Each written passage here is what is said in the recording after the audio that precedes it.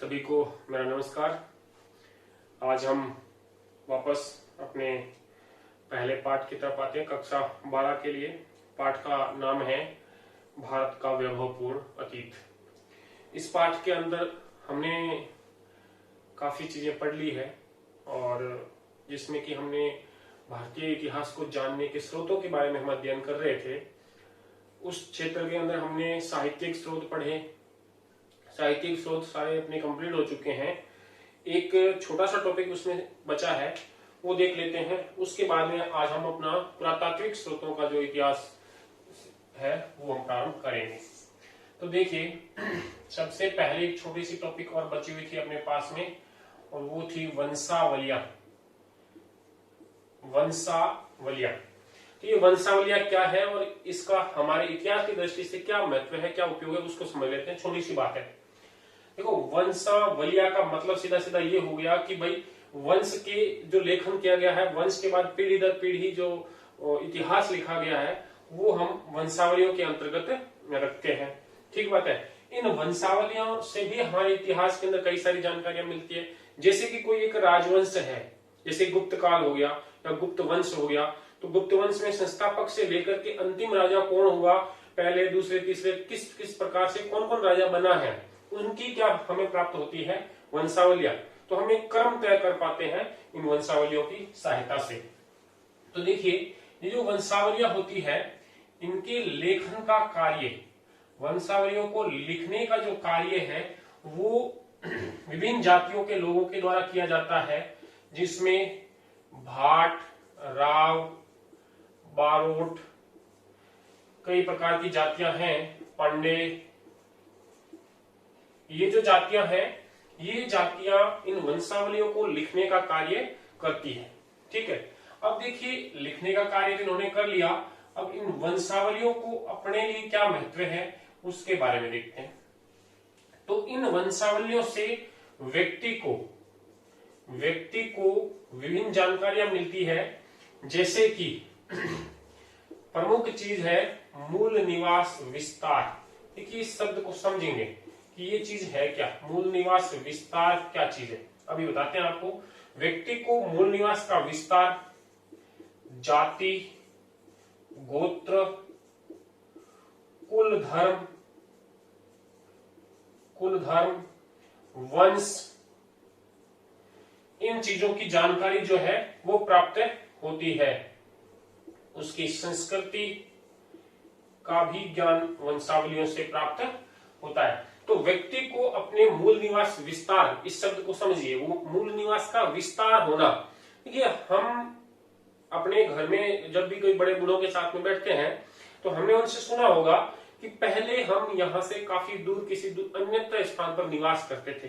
हर एक व्यक्ति ये कहते हैं कि हम फलाना जगह से आए हुए हैं। जैसे कि हम सांचौर के निवासी, कई लोग जो है वो जोधपुर और बीकानेर जैसे इलाकों से पहले वहां रहते थे अपने पूर्वज, और फिर हम अन्यत्र यहाँ पर आकर के बस गए।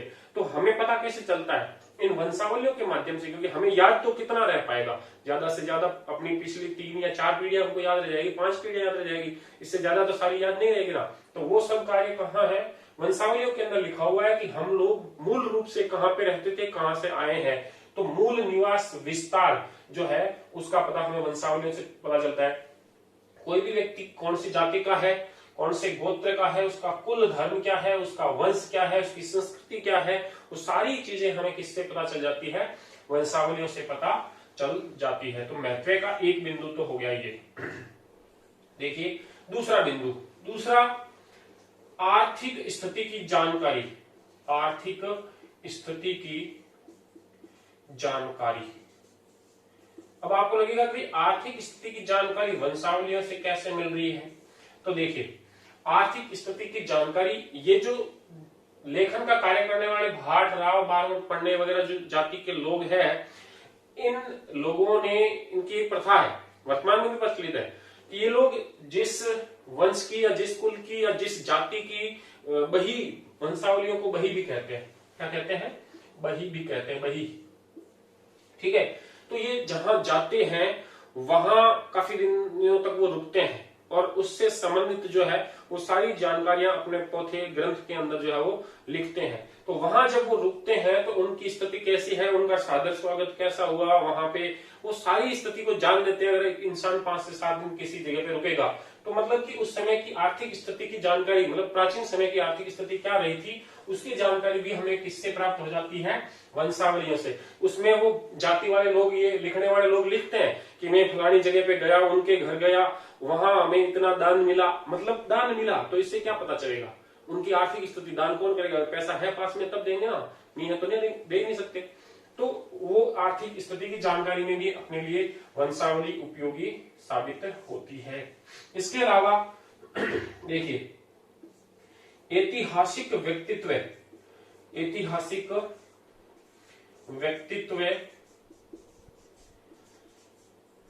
की जानकारी प्राप्त होती है। ऐतिहासिक व्यक्तित्व की जानकारी जो है वो भी हमें इन वंशावलियों से मिलती है। हमारे कुल के अंदर कोई एक बहुत बड़ा व्यक्ति हुआ है जिन्होंने अपने सामाजिक क्षेत्र, राजनीतिक क्षेत्र हो, आर्थिक क्षेत्र हो, जिसमें बहुत बड़ा नाम कमाया हो, लेकिन उस बात की गवाही आज कौन दे सकता है, वंशावलियां ही दे सकती है। हमें उन्हीं के माध्यम से पता चल सकता है कि उनकी तत्कालीन समाज के अंदर क्या स्थिति रही होंगी। चौथी और सबसे इंपॉर्टेंट जो बात है वंशावलियों के लिए, जिसके लिए मैंने आज इस टॉपिक को, छोटा सा टॉपिक है लेकिन आपके सामने रखा है, वो ये है, सबसे इंपॉर्टेंट महत्व है वंशावलियों का कि भारतीय साक्ष्य अधिनियम बनाया गया था केंद्र सरकार के द्वारा। भारतीय साक्ष्य अधिनियम, ये बहुत पुराना अधिनियम है।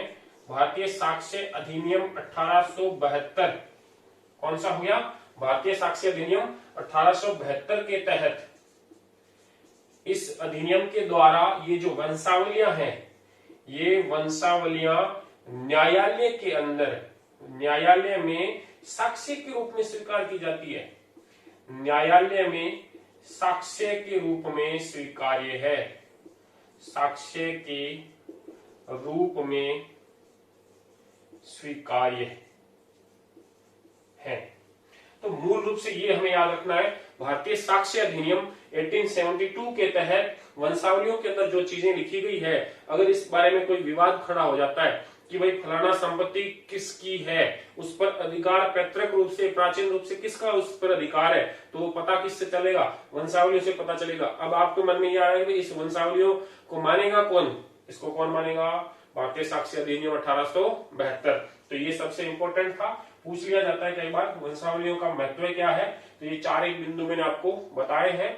ये भाट, राव, बारोट, पांडे, ये जाति इनको लिखने का कार्य करती है। आगे बात समझ के अंदर, तो ये मैं मिटा देता हूं और अब हम आगे बढ़ेंगे अपने पुरातात्विक जो स्रोत है भारतीय इतिहास को जानने के लिए, उनकी बात करेंगे।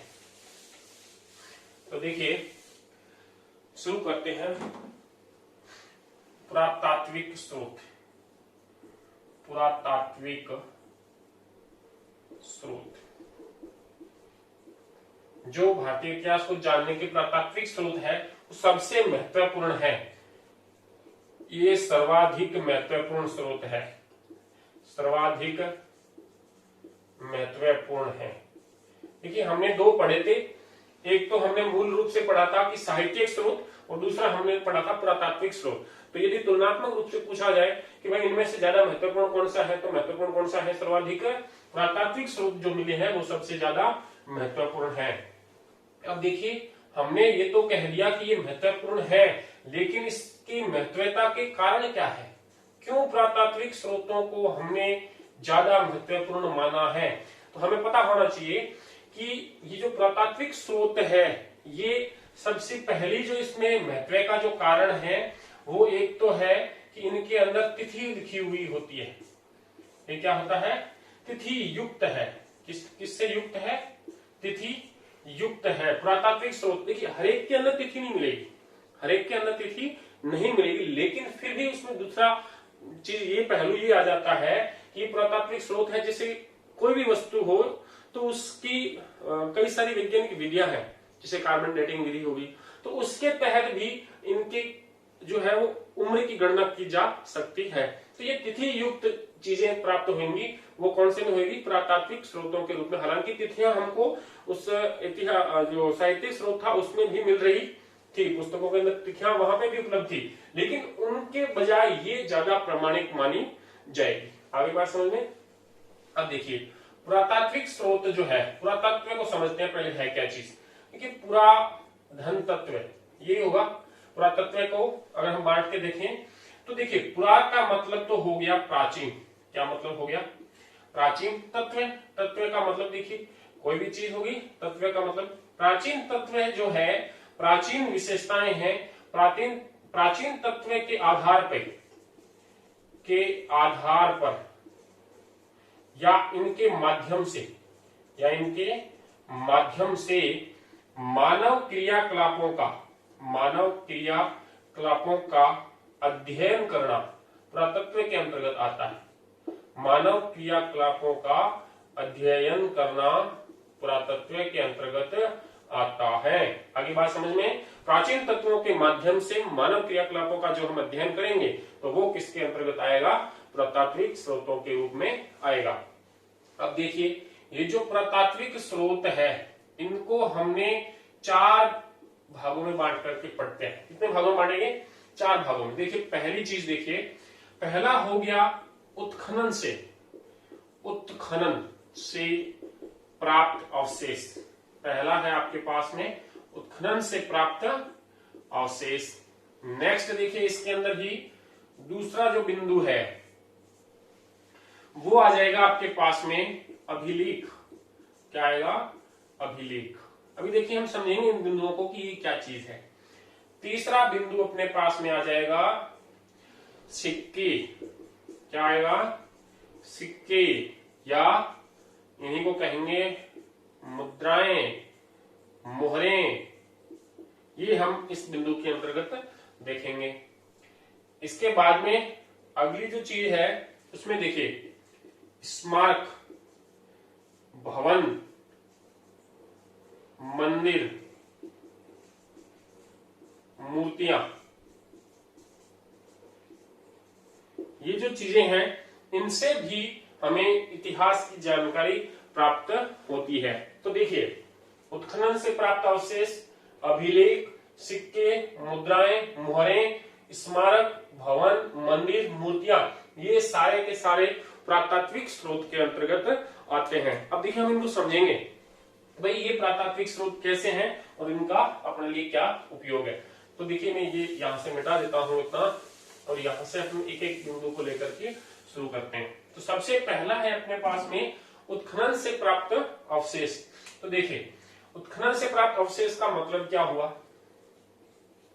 सबसे पहले तो एक शब्द आया है अपने पास में उत्खनन। उत्खनन का क्या मतलब हुआ, जमीन भूगर्भ से, जमीन के अंदर से हमें खुदाई करते हैं। खुदाई करने के बाद में हमें कुछ चीजें प्राप्त होती है।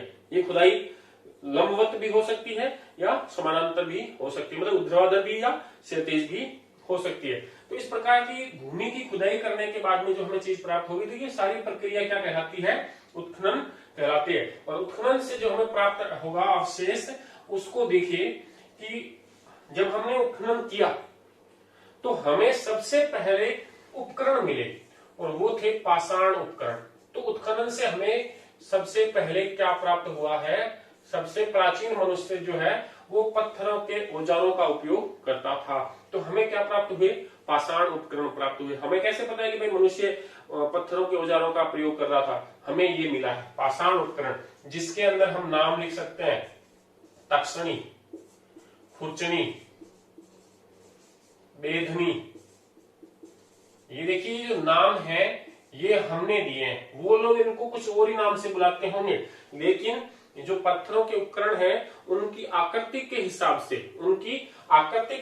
से, जैसे कि एक पत्थर इस प्रकार का है, एक पत्थर हमें इस प्रकार का प्राप्त हुआ, ये किसी चीज को खुरचने के काम में आ रहा होगा, तो इसका नाम हमने क्या रख दिया, खुरचनी रख दिया। एक पत्थर हमको इस प्रकार का प्राप्त हुआ है, तो एक आगे का जो भाग है वो नुकीला है, तो ये जो पत्थर है ये किसी चीज को बांधने के काम में आता होगा, उसमें छेद करने के हिसाब से। तक्षणी जो है ये भी अलग अलग प्रकार के हैं, जिसके 3 हिस्से जो है वो नुकीले प्रकार के हैं। तो ये अलग अलग पत्थरों के क्या है, उपकरण है, ये हमें सबसे पहले कैसे प्राप्त हुए हैं, उत्खनन से प्राप्त हुए हैं। इसके आधार पर हम प्राचीन मनुष्य के इतिहास का वर्णन कर पाते हैं। उसके बाद में जब हम आगे बढ़ते हैं तो पाषाण उपकरणों के बाद में हमें मृद भांड प्राप्त होते हैं। हमें क्या प्राप्त होते हैं, मृद भांड। आसान सा शब्द है, मृद का मतलब होता है मिट्टी, भांड का मतलब बर्तन, ठीक करे है? तो जो मिट्टी के बर्तन है वो हम मृद भांड की श्रेणी में रखते हैं, और जो मृद भांड हमें प्राप्त हुए हैं वो भी अलग अलग प्रकार के प्राप्त हुए हैं। तो इन मृद भांडों की हमने 4 संस्कृतियां देखी है।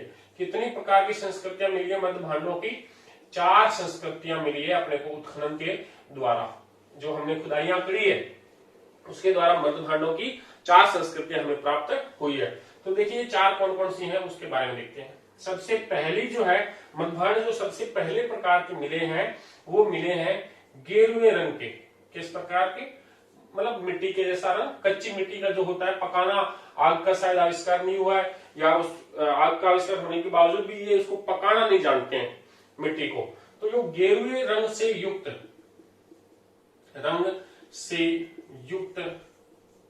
मृद भांड संस्कृति, तो ये पहले हो गई। पहले के जो मनुष्य थे, शुरुआत के जो मनुष्य थे जिन्होंने पाषाण उपकरण के बाद में ये मिट्टी के उपकरण बनाए, तो वो गेरुए रंग से युक्त मृद भांड संस्कृति के अंतर्गत आया।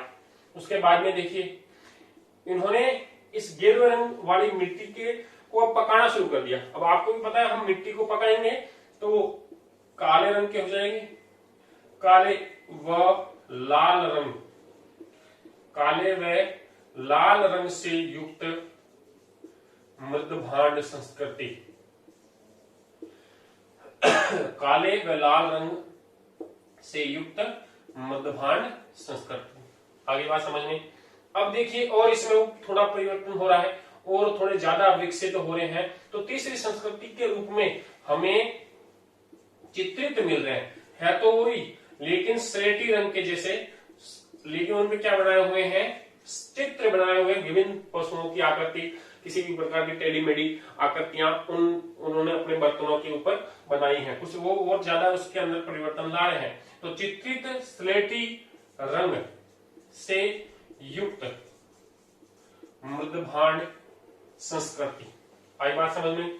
अब मनुष्य थोड़ा और ज्यादा विकसित हो रहा है और उसने अब जो पत्थरों मिट्टी के जो औजार प्रयोग करना शुरू किए हैं, वो चौथे प्रकार की जो संस्कृति अपने सामने आ रही है वो आ रही है। देखिए उत्तरी चिकनी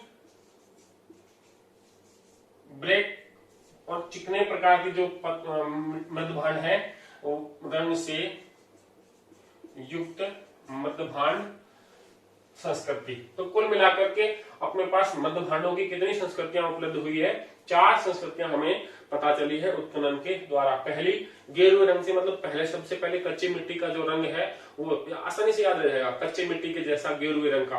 फिर उसको आंच पे गर्म किया तो वो काली, और उससे भी ज्यादा थोड़ा गर्म हो जाए तो वो लाल हो जाती है। तो मतलब कि काले और लाल रंग से युक्त मृद भांड संस्कृति। और थर्ड नंबर पे आ जाती है अपनी चित्रित श्रेणी। अब उसपे उन्होंने चित्र बनाने प्रारंभ कर दिए और अब देखिए चिकनी रंग से उसको एकदम मतलब पॉलिश करने के जैसा कार्य किया जा रहा है। उत्तरी चिकनी रंग से युक्त जो मृद भांड संस्कृति है, कुल मिलाकर के अपने पास में कितनी संस्कृतियां हो गई मृद भांडों की, 4 संस्कृतियां जो है वो हो गई। इसके अलावा देखिए उत्खनन से हमें पूरी की पूरी सभ्यता प्राप्त हुई है। क्या प्राप्त हुई है, सभ्यता मिली है। जैसे कि सिंधु घाटी सभ्यता, हड़प्पा, मोहनजोदड़ो, कालीबंगा, लोथल वगैरह कई सारे शहरों का हमें पता चला है।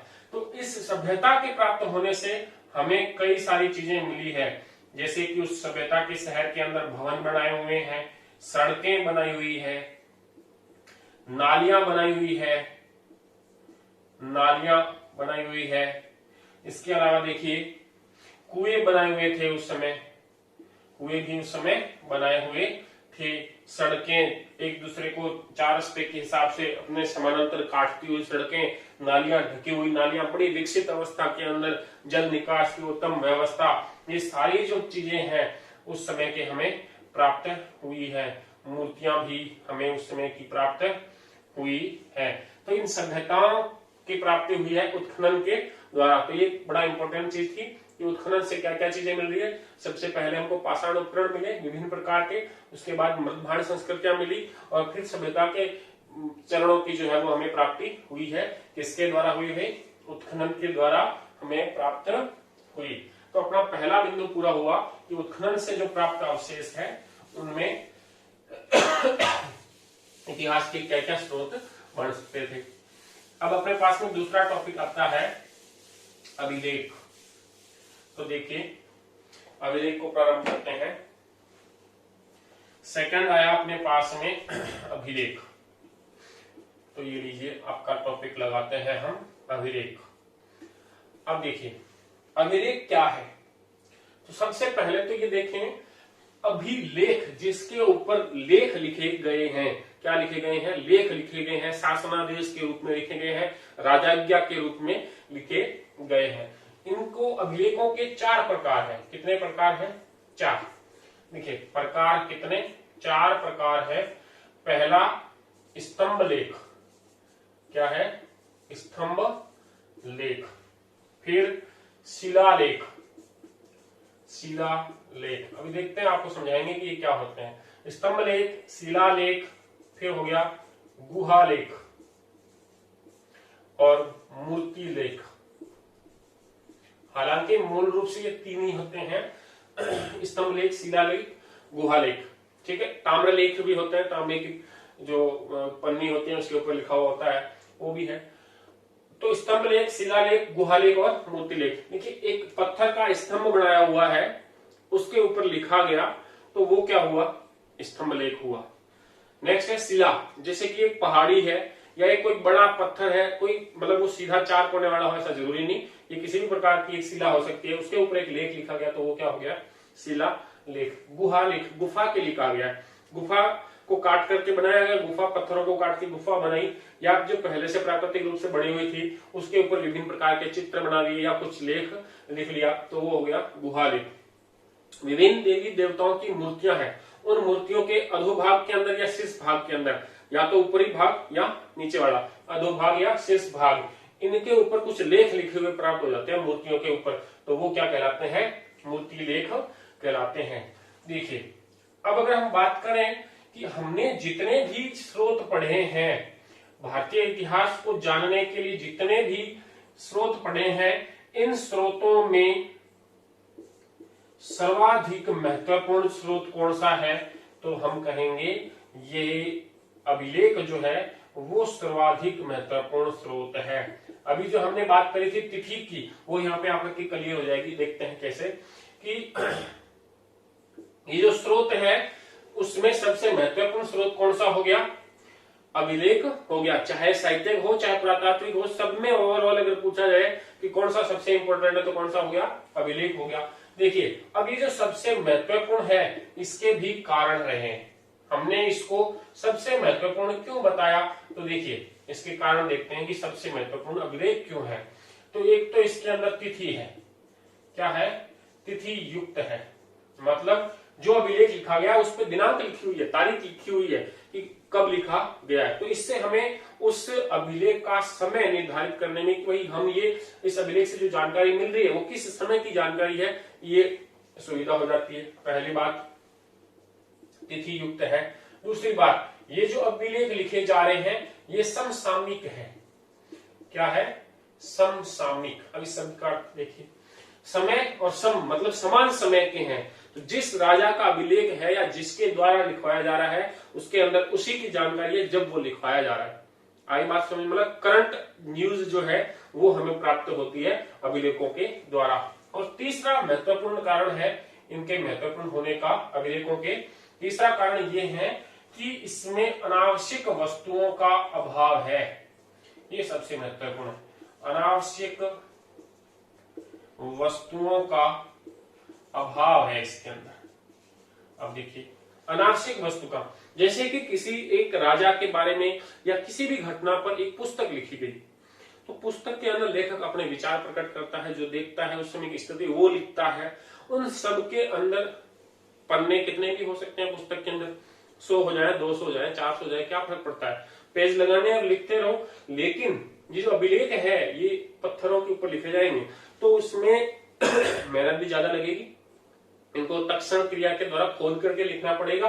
और दूसरी बात, कठोर चीजों पे लिखे जाएंगे जहां पे इतना ज्यादा अपने पास स्पेस जगह उपलब्ध नहीं होगी, तो उसमें वही चीजें लिखी जाएंगी जो वास्तव में उपयोगी है और महत्वपूर्ण चीजें हैं। अनावश्यक चीजें जो है वो इन अभिलेखों के ऊपर नहीं लिखी जाएगी। तो जो अनावश्यक जानकारी है उसका अभाव पाया जाएगा, किसके अंदर, अभिलेखों के अंदर पाया जाएगा। आगे बात समझो, इसलिए अभिलेख जो है वो सबसे ज्यादा महत्वपूर्ण है।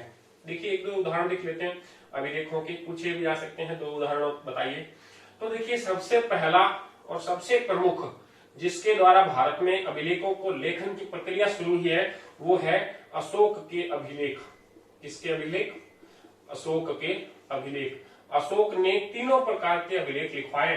तीनों प्रकार का मतलब हुआ कि स्तंभ लेख, शिलालेख और गुहालेख, ये तीनों प्रकार के जो लेख हैं वो अशोक ने लिखवाए थे। अशोक ने स्तंभ लेख भी लिखवाए हैं, शिलालेख हम आगे अशोक को पढ़ेंगे, अशोक का धर्म पढ़ेंगे, उससे मैं आपको बताएंगे कि स्तंभ लेख इसके द्वारा कौन कौन से लिखवाए गए थे, सारी चीजें हम डिटेल से देखेंगे। तो अशोक के अभिलेख है वो हमारे लिए इतिहास को जानने का सबसे महत्वपूर्ण और प्रमाणिक स्रोत है।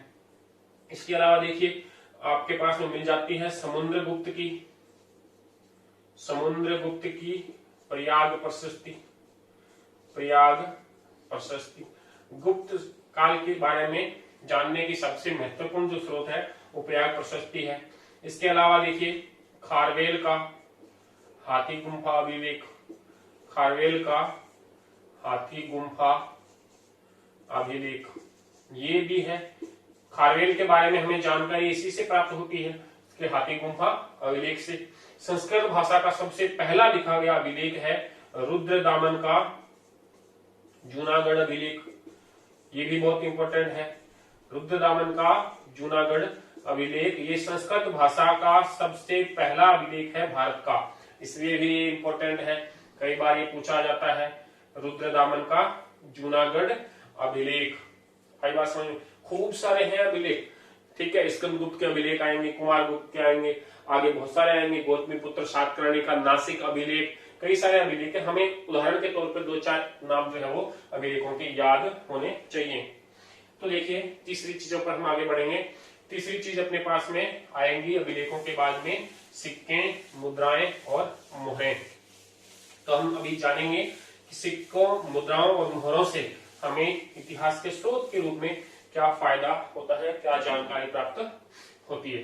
तो देखिए सिक्के या मुद्राएं या मोहरें जानते हैं, इनसे क्या हमें प्राप्त होगा। तो देखिए सिक्के जो है हमें कई सारी चीजों की जानकारियां प्राप्त करवाते हैं। तो सबसे पहले देखिए अगर हम देखें इस क्षेत्र के अंदर तो सिक्के जो है इससे हमें राजा के समय का पता चलता है, समय या तिथि का, क्योंकि कई सिक्कों पर जो है वो संवत लिखा हुआ मिलता है, मतलब तिथि लिखी हुई मिलती है। इससे हमें राजा की रुचियों का पता चलता है। किसका पता चलता है?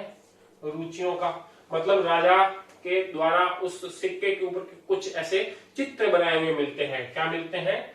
हमें सिक्कों के ऊपर चित्र प्राप्त होते हैं। जैसे कि समुद्रगुप्त का एक सिक्का मिला है, उसके ऊपर वीणा बजाते हुए उसका चित्र बनाया हुआ है, तो उससे हमें ये पता चला ना कि उसको संगीत का जो है वो प्रेम था, संगीत से वो ज्यादा पसंद करता था समुद्रगुप्त। तो राजा का समय या तिथि, राजा की रुचियों को, उसके ऊपर चित्र बने हुए हैं, उनकी जानकारी मिलती है। सिक्कों से राजा के धर्म की जानकारी पता चलती है। धर्म मतलब जो सिक्के हैं उनके ऊपर गरुड़ की आकृति बनी हुई है, या त्रिशूल की आकृति है, शिव की आकृति बनी हुई है, या विष्णु की आकृति बनी हुई है। तो विष्णु से वैष्णव, शिव से शैव धर्म की अनुयायी, तो ये जो है वो धर्म की भी जानकारी हमें प्रदान करते हैं। किससे जानकारी मिलती है? हमें इन सिक्कों से प्राप्त होती है। इसके अलावा देखिए राज्य विस्तार, ये मुख्य है। राज्य विस्तार की भी जानकारी हमें सिक्कों से प्राप्त होती है कि फलाना व्यक्ति के द्वारा या फलाना शासक के द्वारा कोई एक विशेष प्रकार का सिक्का चलाया गया, वो सिक्का हमें किस किस क्षेत्र से प्राप्त हुआ है, जिस क्षेत्र से प्राप्त हुआ है वो क्षेत्र उसके नियंत्रण के अधीन था, ये भी हमें पता चलता है। दूसरी देखिए महत्वपूर्ण बात, सिक्कों से तत्कालीन समाज की आर्थिक स्थिति का पता चलता है, आर्थिक स्थिति का पता चलेगा, और साथ ही साथ आर्थिक स्थिति के अलावा व्यापार वाणिज्य की जो स्थिति है, व्यापार वाणिज्य का भी ज्ञान हमें इस सिक्कों से प्राप्त हो जाता है। देखिए अगर किसी राज्य के अंदर सोने के सिक्के चला रहे हैं तो इसका मतलब क्या हुआ, राज्य की जो है खुशहाल स्थिति है, उन्नत स्थिति में चल रहा है। या फिर वो राज्य जो है उस राज्य के अंदर विदेशी राज्यों के बहुत सारे सिक्के मिलते हैं, क्या हमारे जो सिक्के हैं किसी एक राजा के वो दूसरी जगह पर प्राप्त होते हैं विदेशों के अंदर, तो इससे हमें क्या पता चलता है कि उनके बीच में आपस में क्या संपर्क रहा होगा, व्यापार वाणिज्य का संपर्क रहा होगा। ये मुद्राएं और मोहरों का भी कार्य है। मुद्रा जो मोहर होती है वो व्यापार करने के लिए प्रयुक्त की जाती थी। विभिन्न सेठों की, साहूकारों की, जमींदारों की अपनी अपनी मुद्राएं हैं, वो अपने सामान पर जो है वो उस मुद्रा का प्रयोग करते थे, तो हमें उन मुद्राओं से भी जानकारियां प्राप्त होती है। तीसरी महत्वपूर्ण बात देखिए सिक्कों के बारे में ही, सबसे पहले सर्वप्रथम जो है चांदी या तांबे के सिक्के चलन में थे। चांदी व तांबे के सिक्के प्रचलन में थे। किस प्रकार के? चांदी और तांबे के सिक्के प्रचलन थे। तो इसमें खास बात देखिए, इन पर केवल चित्रों का अंकन होता था। किसका अंकन होता था? केवल चित्रों का अंकन होता था, चित्रों का अंकन होता था। इसका मतलब ये हुआ कि इनके ऊपर कोई लेख या किसी प्रकार की कोई अन्य चीज लिखी हुई नहीं है। चांदी और तांबे के सिक्के हैं और उनके ऊपर क्या बनाए हुए हैं? उनके ऊपर चित्र बनाए हुए हैं, ठीक है। और इन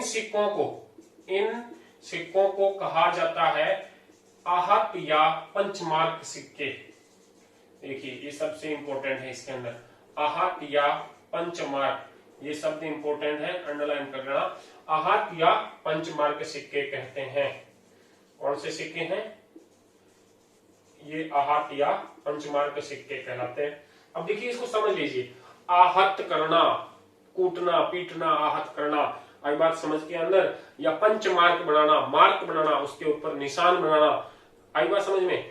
जैसे आहत करने के लिए मतलब चित्र अपने लिखा ना हमें कि इन पर क्या बने हुए हैं, केवल चित्र बने हुए हैं। तो जैसे कोई एक सिक्का है उसके ऊपर चित्र बनाया है, खोद करके, कूट करके, आई बात समझ में, तो उसको आहत करके जो बनाया गया वो आहत सिक्का कहलाया। या उस पर मार्क बना हुआ, चित्र बना हुआ ओनली, तो वो क्या कहलाएगा? आहत या पंचमार्क। तो सबसे पहले जो प्रचलन में थे वो सिक्के कौन से थे? आहत या पंचमार्क सिक्के। उसके बाद में देखिए, उसके बाद में अपने यहां पर आए थे इंडो ग्रीक शासक। कौन से आए थे? इंडो ग्रीक शासक, ठीक।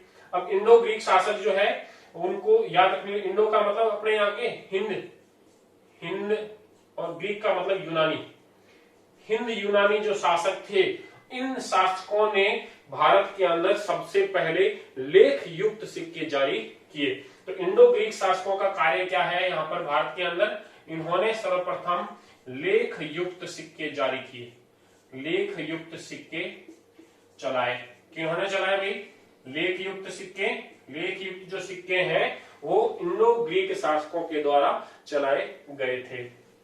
अब ये दूसरी बात आई, देखिए पहले तो अपने पास में आहत या पंचमार्क सिक्के, तो उन पे केवल क्या है? चित्र है। उसके बाद में क्या है? हमें लेख वाले सिक्के मिले हैं। हालांकि ये सिक्के भी अभी तक चांदी और तांबे के ही हैं, ठीक है। तो ये हिंद यूनानियों की देन है, लेख वाले सिक्के चलाना, मतलब उसमें कुछ ना कुछ लिखना, तिथि लिखना, नाम लिखना वगैरह चीजें, ठीक है। अब तीसरी बात पे आते हैं कि भारत में सर्वप्रथम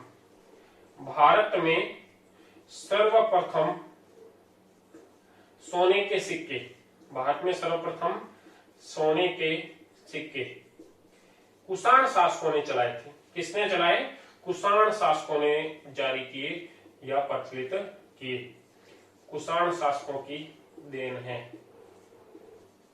आगे बात समझ के अंदर, कुजुल कड़फिशियस, विम कड़फिशियस और उसके बाद कनिष्क, ये प्रमुख शासक हुए हैं कुषाण वंश के अंदर, जिन्होंने भीम कड़फिसेस के द्वारा क्या जारी किए गए हैं, सोने के सिक्के भारत के अंदर जारी किए गए। तो भारत में सर्वप्रथम सोने के सिक्के कुषाण शासकों ने, लेख वाले सिक्के इंडो ग्रीक शासकों ने, और भारत में सबसे प्राचीनतम प्रचलित सिक्कों को क्या कहते हैं, जिन पर केवल चित्र बने हुए होते थे, आहत सिक्के या पंचमार्क सिक्के कहलाते हैं। ये जो इम्पोर्टेंट है, इसको आपको कई बार पूछा गया है और आगे भी पूछा जाएगा। आहत सिक्के क्या है, पंचमार्क सिक्के किससे कहते हैं, ये परिभाषा पूछी जा सकती है। तो कुल मिलाकर के देखिए, हमने 3 चीजें जो पुरातात्विक स्रोतों के अंदर पढ़ ली है। पहली उत्खनन से प्राप्त, उसके बाद में हमने देखा अभिलेखों से, और तीसरा हमने देखा सिक्कों के द्वारा, मोहरों के द्वारा, मुद्राओं के द्वारा भी हमें इतिहास की जानकारी प्राप्त होती है। अब अंतिम अपना पुरातात्विक स्रोतों के अंदर बिंदु बचा है स्मारक, भवन, मंदिर, मूर्तियां। इनसे हमें क्या जानकारियां प्राप्त होती है उसके बारे में देखेंगे। देखिए, ये स्मारक जो है, मंदिर जो है, भवन जो है, मूर्तियां हैं, सीधी सीधी बात तो ये है कि मंदिर मूर्तियों से हमें उस समाज के तत्कालीन धर्म का पता चलता है। ये सीधी बात है, आपको नाम देखने से पता चल जाता है। जो स्मारक या भवन बना हुआ है, उनको देख करके उस समय की स्थापत्य कला का हमें ज्ञान हो जाता है। तो देखिए, पहला बिंदु, समाज की धार्मिक स्थिति, समाज की धार्मिक स्थिति का ज्ञान हमें इन चीजों से हो रहा है। दूसरी स्थिति, समाज में